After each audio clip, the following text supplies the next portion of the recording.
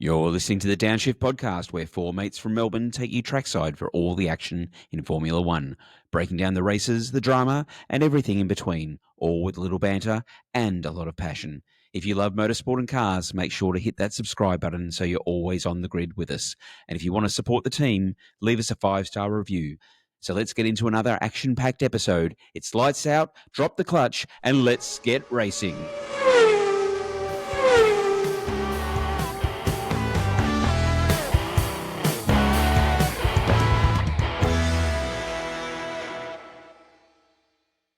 No pressure. Hello and welcome to the Downshift as we approach a very busy race weekend with the Canadian Grand Prix and also the Le Mans 24-hour. So for those who are massive motorsport fans, zero sleep for the entire weekend. I'm KT and joining me is Lockie. We've got Hubby and Schwags to do a preview of the Canadian Grand Prix and talk about all things motorsport. So, team, I thought we'd start off with our friends at Formula One. Put out a post during the week of the 2024 versus 2025 driver standings after 9 rounds to show the difference between last year and this year. There's some interesting numbers in there. So, Happy, maybe you want to jump in and we'll get going. Yeah, the main thing I noticed was that, I guess, the turnaround from Oscar last year, he was only at 81 points at this stage, and he's nearly double that this year. So we've talked about in the last few episodes about how his forms continue to improve over his first 3 years of F1, and he's smashing it at the moment. So Verstappen, the other one, I guess, that I note is that, you know, Perez in that second Red Bull car had 107 points. So between the Verstappen and Perez were doing well for Red Bull as a constructor, but Verstappen's out there all by his lonesome at the moment, trying to get them some constructors points. So doing a tough job. Go Team Verstappen. Points behind though, like in comparison to last year to this year as well. So it's a significant drop. Yeah, look at, you've got two orange McLaren drivers in first two positions there, taking away a lot of points, and he hasn't got a second driver there to really help him much at the moment. And I guess we've seen a bit of news this week about Yuki, and you know, rumours that Red Bull aren't entirely happy there either again. So yeah, the struggles continue. Well, it depends on which rumour. One's going, we're cuddling him, he'll be right for the season, we're going to sort with him. I thought, geez, that's almost as good as an AFL coach getting thanks very much, we got your full support, and they're out next week. So it'll be interesting to see how they stick with Yuki or they don't. But they said they would commit to him for the whole season. So, you know, what do you do? And then Damon Hill in the press the other day said, if Isaac Hadjar was offered a Red Bull drive, he should flat out refuse to take it. Well, he's not wrong. It'll be interesting, yeah. And I think Yuki'd be a good cuddle too, actually. I think he would. Look, for me, the takeaway there was, you know, we hear a lot of I reckon, yeah, that Yuki'd be a good cuddle. He'd be good. For me, you know, we hear a lot about Hamilton's woes with the Ferrari this year and how he's struggling with that. But looking at that, sort of, he's actually ahead of where he was, you know, in the Mercedes last year. So he's not doing great, but he's not doing terribly either compared to that. And he's both also of the Ferraris are down a bit. He's doing a good job keeping up with Leclerc. Like, he's only 20 odd points behind him, and they're sitting there in position 5 and 6 together. So even though he's very unhappy and he's not performing the way he wants to, he still seems to be getting as much out of the car as he can. Yeah, they're not going to finish second or third like as constructors. Well, I mean, actually that's drivers, but I mean still not doing too bad.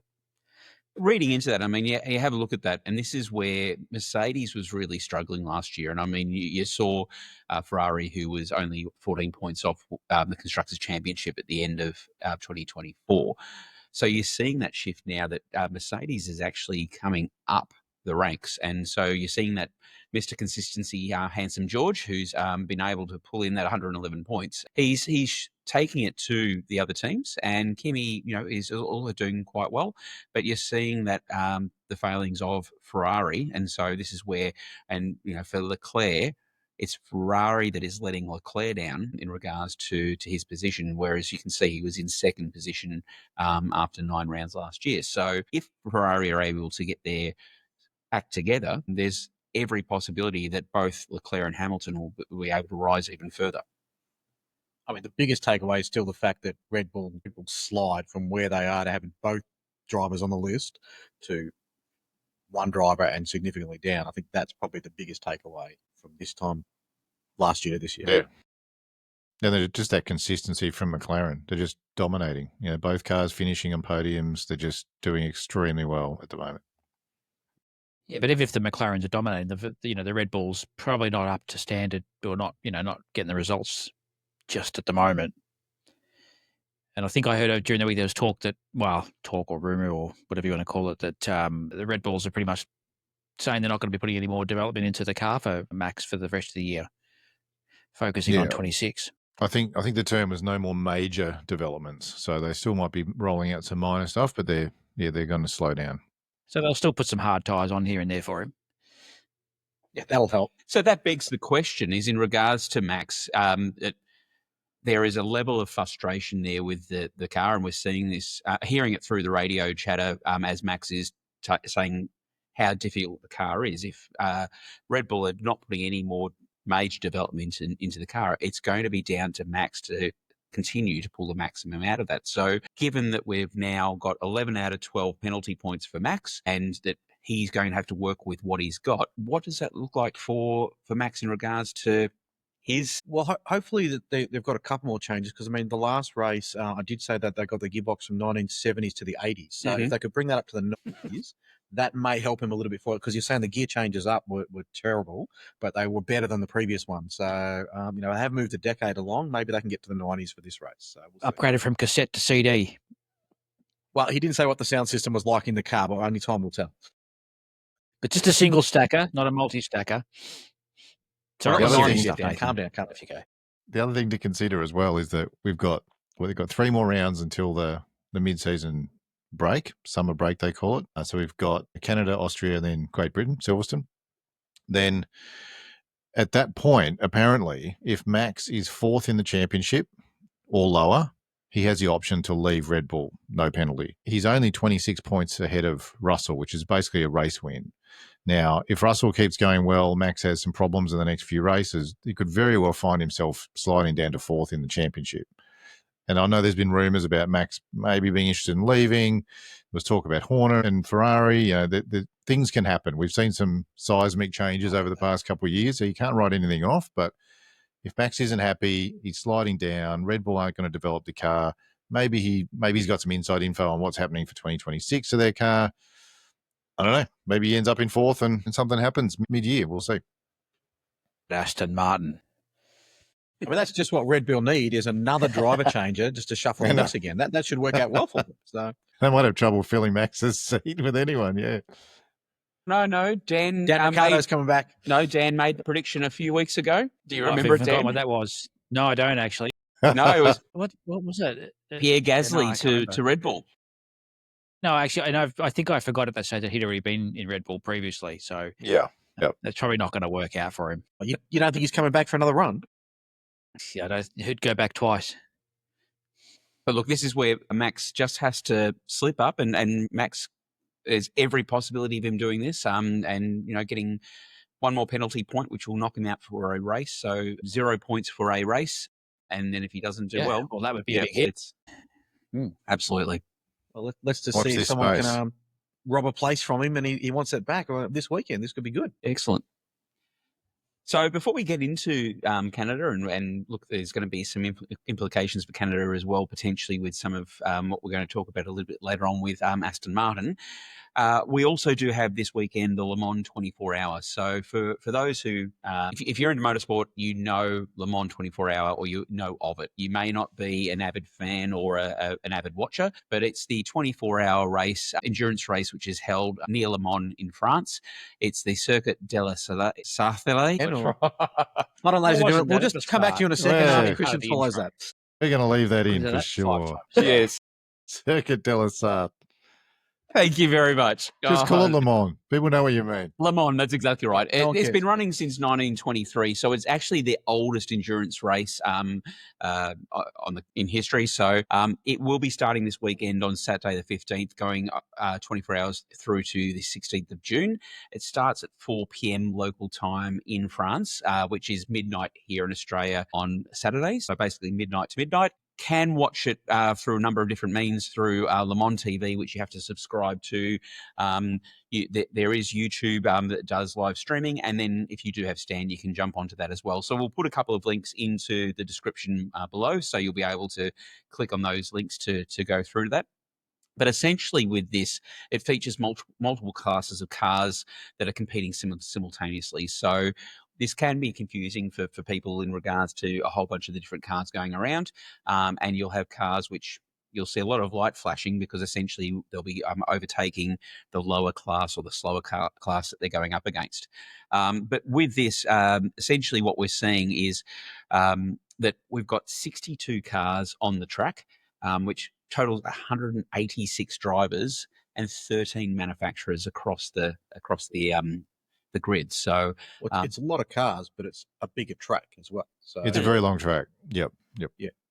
Yeah, 13.6 kilometres. So it takes in the public roads and some dedicated track section. So there is some high-speed stretches, but yeah, it's also got some good, interesting driving as well. And because it's 24 hours, we've got parts of the track where it is pitch black. And so, if you look in regards to, for those who have watched Ford versus Ferrari, you'll see some of that footage where you just see absolutely nothing as you're going along. Not only that, then the sun comes up and blinds you as you come through certain parts of the track as well. So yeah, it's got everything from dusk till dawn. Yeah, so essentially, the basic premise of it is to get the longest distance within 24 hours, and this balances speed, reliability, and efficiency. So and you've got 3 drivers who swap during the race as well. As I was saying, there are 3 different categories. Hypercar, which you'll see is just these absolutely amazing cutting-edge, advanced technology vehicles that are being done by the major manufacturers, and probably one of the exciting ones, and I'll put this up now, but you'll see that the Aston Martin Valkyrie is having its debut for the Le Mans. So this is where the car that had input from Adrian Newey, and you'll see the 007 car getting around the track. So that'll be very interesting to watch to see how that goes. But we've got the likes of Ferrari, Toyota Gazoo Racing, Porsche, Peugeot, sorry. Yep. So some really great manufacturers and long-standing legacy there. We have the LMP2, these are the next class down, and they're essentially prototype cars. So you won't see these cars on the road, and so therefore this is where a lot of the testing and development and new technology that comes through.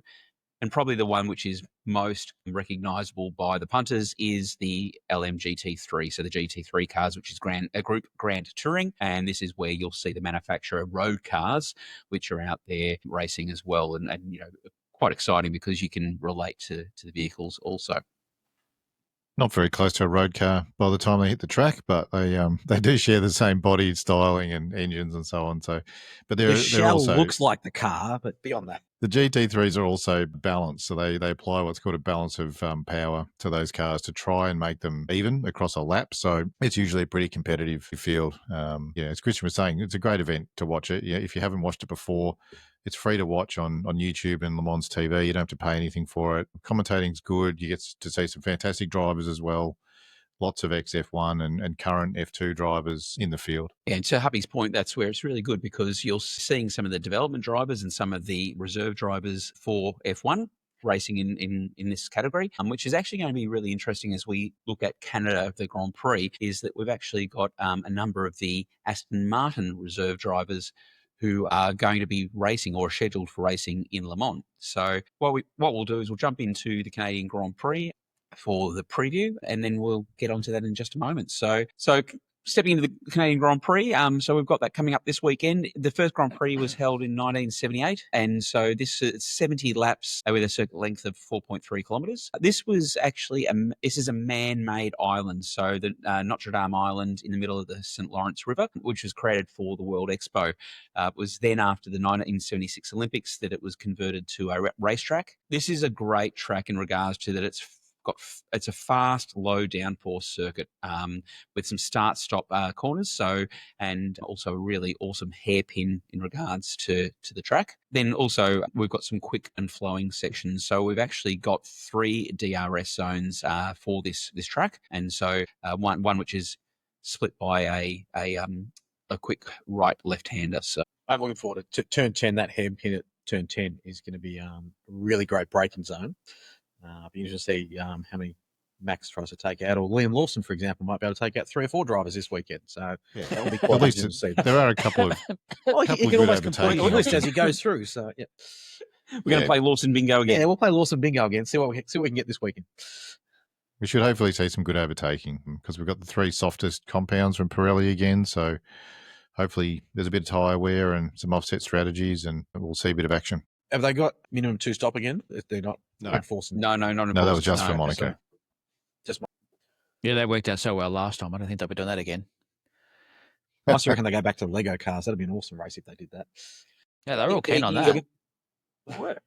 You're more than likely to see 2 stops in regards to this race because, I mean, it's 70 laps. We were seeing with the mediums, from last week, they were doing sort of high 20s in regards to the amount of laps that tyres could handle.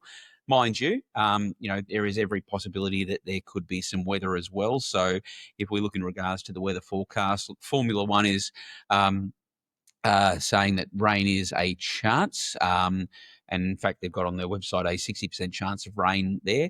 But then BBC is saying that there is essentially going to be dry with highs of 20 to 21 degrees for practice and qualifying. And with Sunday's race, again, being 23 degrees with an outside chance of rain. Well, probably the bigger problem might be the possibility of bushfires from the smoke coming from the Canadian bushfire, the wildfires at the moment. That might cause a few more problems than the actual rain itself. So, or animals running across the track. We get that at this track occasionally. We've had a few deaths on the track before. Yeah, and then also we've got the Wall of Champions, which and this is after we've had the collision for both Damon Hill, Jacques Villeneuve, and Michael Schumacher in the 1999 Canadian Grand Prix. So, and that's why you've got that speed trap in turns 13 and 14 to be able to slow that down as well. Now, if we look back at 2024, we had Russell who was on pole, but the end of the race, it finished up, well, if we recall, the race was wet. So it was a reasonably clean start to the race. There was a little bit of a close shave between Perez and Gasly, but we also saw some just amazing driving from Kevin Magnussen. He took 10 positions going to 4th, only to be let down by his pit crew, which had him knocked out of the top 10.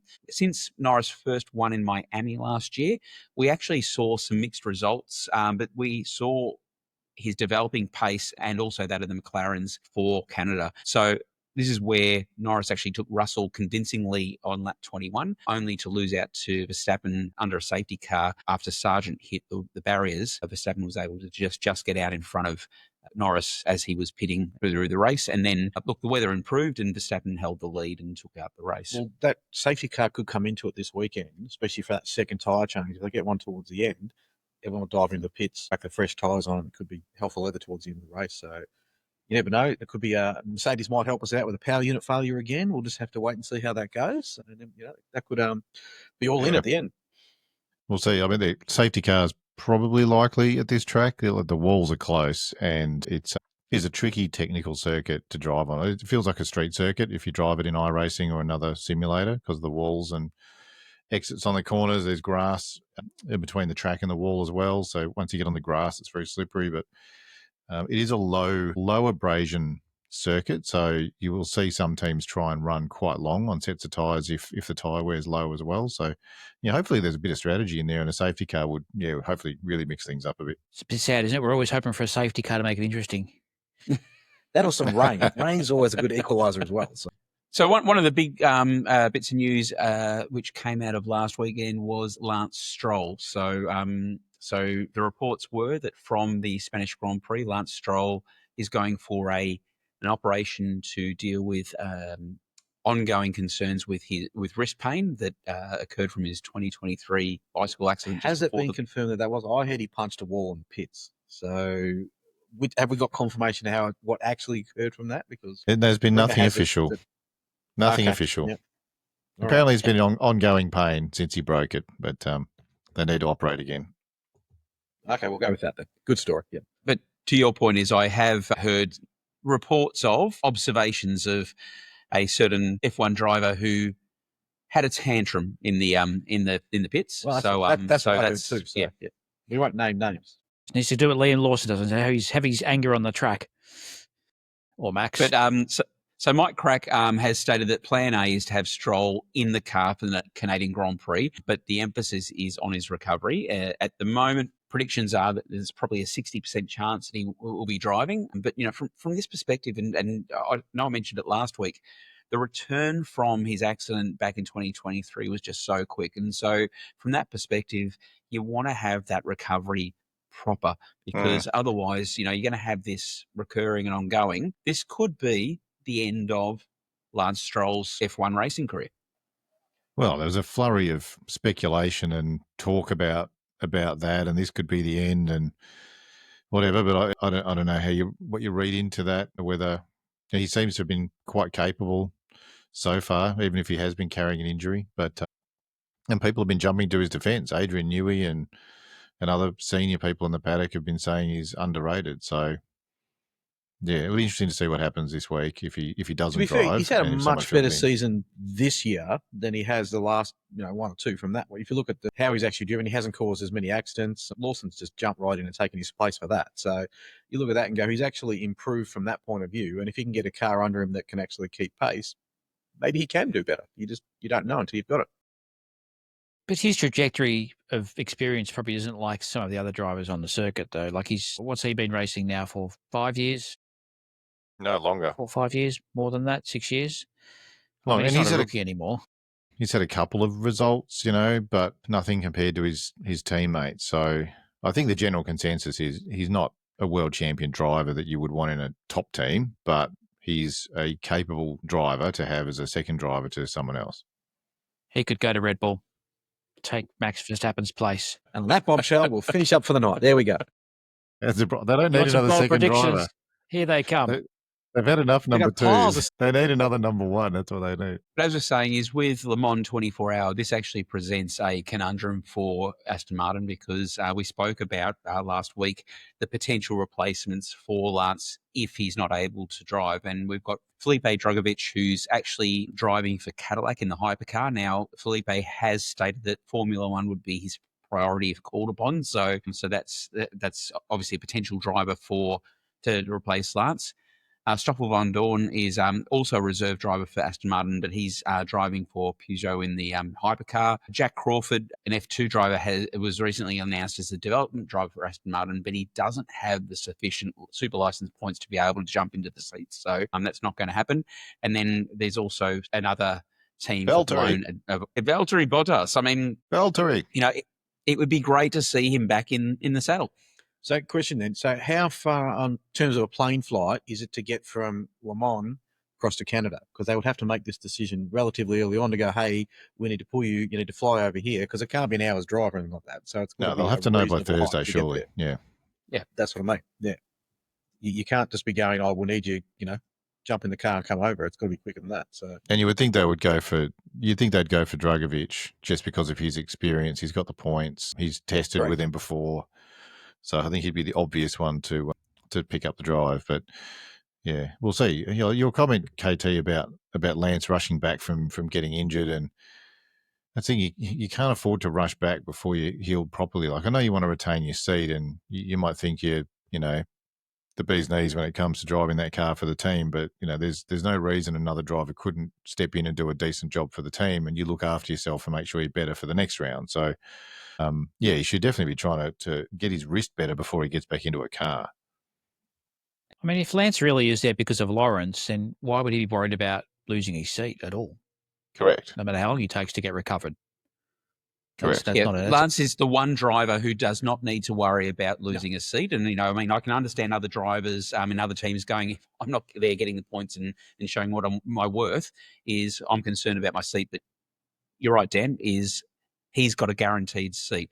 You can still see we're now 2 and a bit seasons since he initially injured his wrist, and he's still having severe wrist pain, presumably.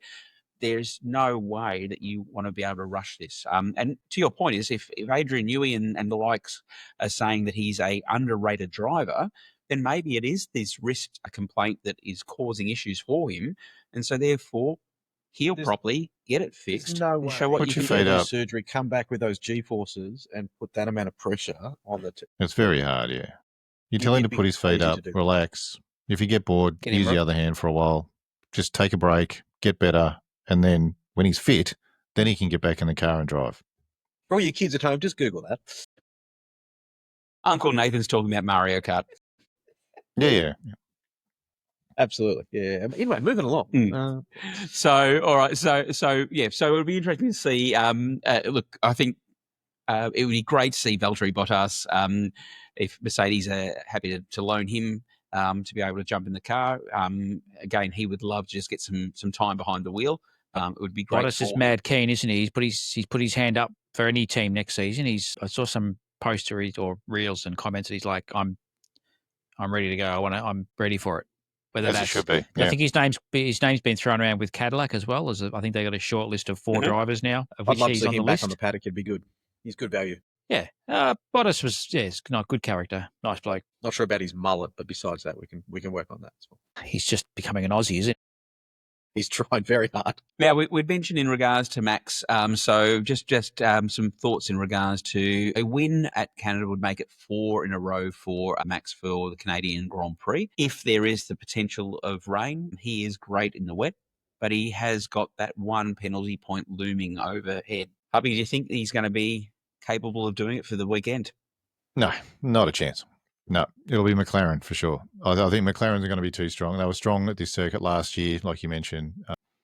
They were very strong last week. I think they've got a really good car for this track. So Max will be up against it. And personally, I'm hoping he gets that last penalty point and has a big dummy spit again. And see, that was going to be my next the question. Do you last reckon half he of the hold on to season that point? But interesting. you've answered that one now. So there we go. Yeah. If he was to get a penalty point early in the race, does that only count? Like, he can continue the race, can't he, to the end? Yeah. You won't get black flag not like- unless he intentionally punts something. Yeah. So he'd get black flagged if it was an actual black flag issued, Event. not just Yes. an extra point. Yeah. Correct. Well, he should have been black flagged last weekend. Correct.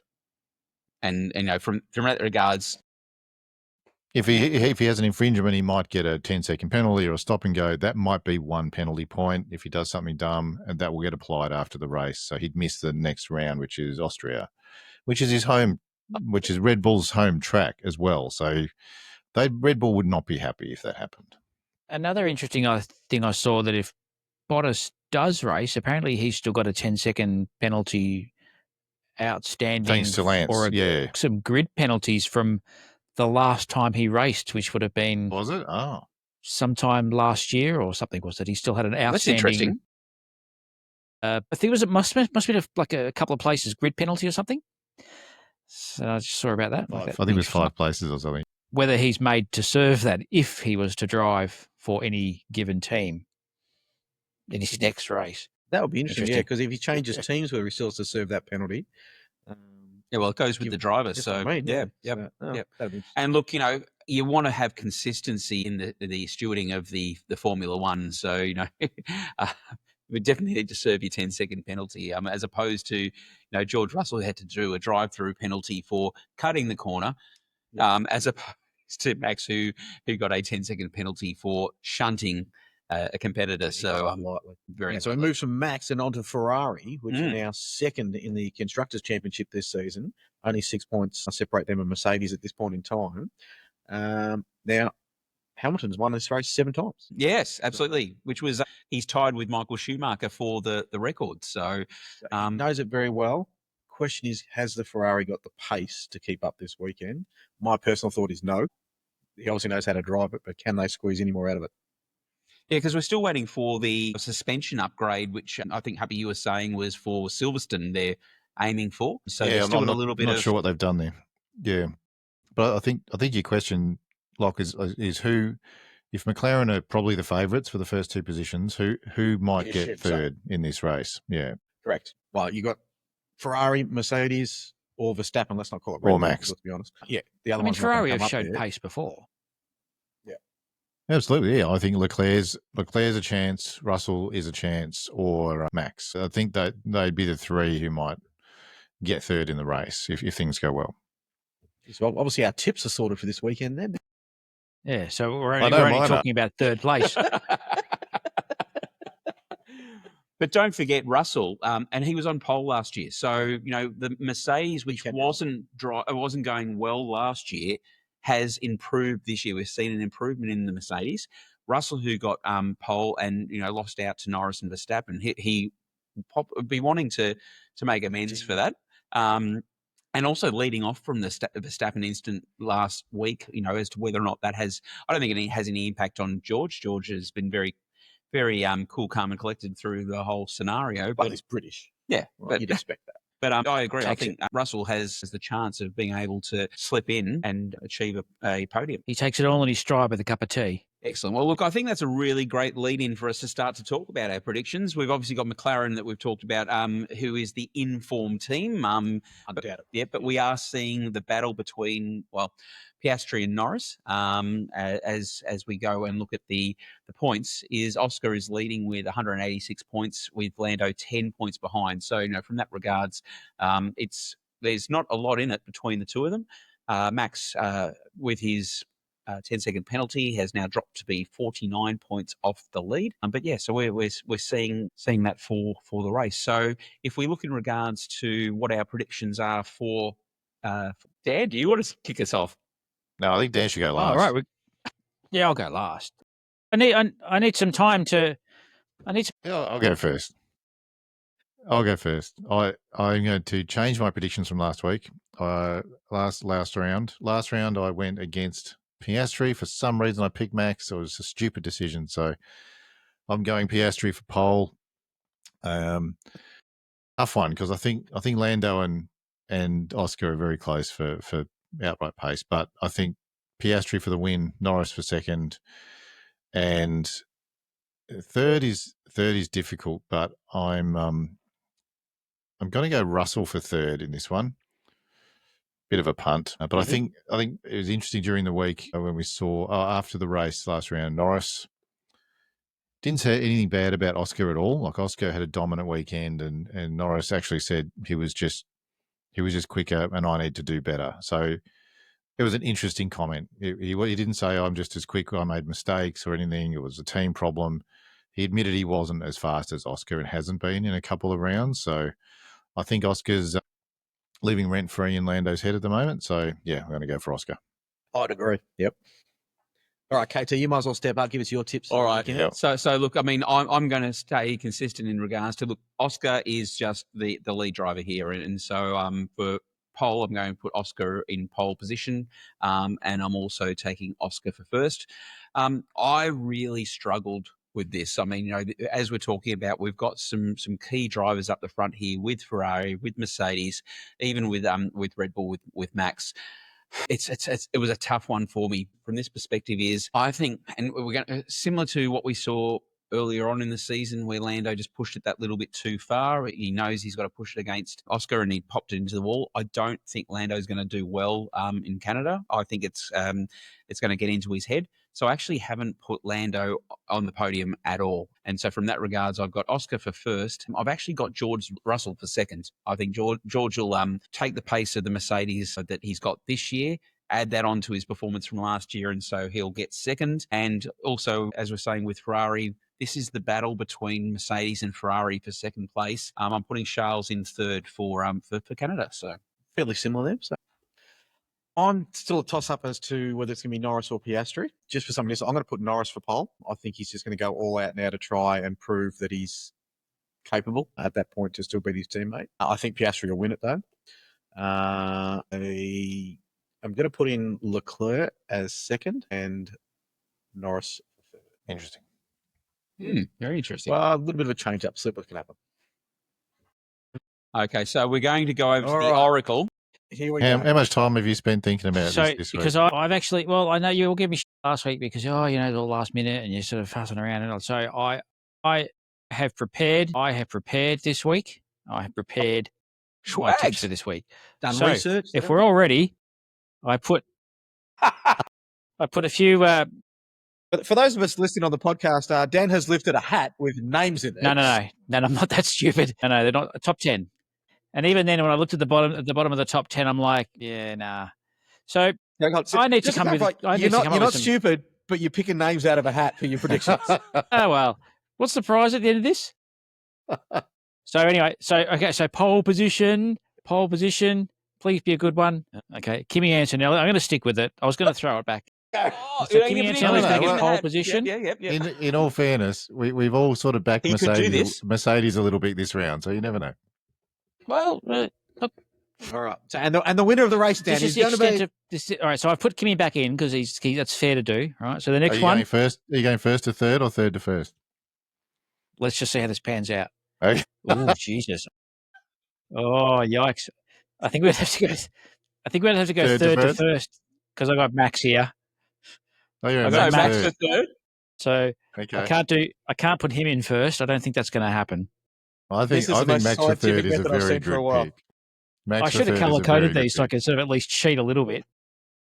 Okay, so second is Charles Leclerc. Well, Okay, that's not a bad that's choice. all right, yeah. That's not a bad Yeah. choice. That's not terrible. How many And here we drivers have you go. got in there? The number one who's going to win on this, he's got 10 in there. 10. Okay. You Top and 10. he's coming really- first I mean, this there's no weekend. point going. I mean, I'd laugh if Yuki wins. I think I you'd think we really all want to hope. You'd really want to have a McLaren right about now. Rightio. Yeah, you would be too. But I got George. I'm going to stick with it. I like Oh, George. Hey. So there you go. Hey, According to George. Mercedes is All up for a good right. weekend then. Here we go. Unfallible. Nice. My unfallible picks for this week at Canada. Right. So Get your So sports for the bet account out, lads. Let's go. the No people pressure, who Toto. Downshift podcast is We'll send a Put in all copy its for him cards on specifically to his Mercedes. email, Dan, and we'll be right from there. We all good. So for all our subscribers who tune in for the deep analysis and the expert predictions Yeah. that they're after is Scientific mythology. yeah, we've shown a new scientific method. So See? Schwags has But picked you can put a Kimi timestamp Antonelli. in it, can't you? So that, at the end you can just go, this is sort of like the gutter of the show or something. No, we're going to Comes to- bring this up for prosperity later on. Don't worry about that. Okay. Oh, well, you're all laughing about it now. We'll Very see. much so. Well, yes, absolutely. No, that's a fair point. If this comes off, I mean- we're all going to have egg on our faces. Oh, if this comes off, we're I all was getting very- a hat next week and pull the names out of I it. was So- very happy that Isaac didn't come up or Esteban. He was in there too. So on that expert commentary and expert prediction, we'll wrap up this episode of the Downshift. We've only got one episode for this week, given that it's a preview episode for the Canadian Grand Prix. As we're saying, if we just have a look in regards to the practices on the 14th of June track time is 1:30 p.m. For Australian Standard Time. It is 3:30 a.m. So this is one of the ones that hurts. Practice 2 at 7 a.m., practice 3 at 2:30 a.m. and qualifying at 6 a.m. So that's reasonable, but we do have the race, which is on Monday morning at 4 a.m. And like a lot of other people, I'll be watching the replay. So as I said, only episode for this week. We will then have a review episode of the Canadian Grand Prix, which will be Wednesday of the week after. And then we will have only one episode that week as well, because we do go into another non-race weekend. So for all those watching, enjoy the Grand Prix. Hopefully we get a safety car, some rain, or Liam Lawson. Until then, we'll see you on the next lap.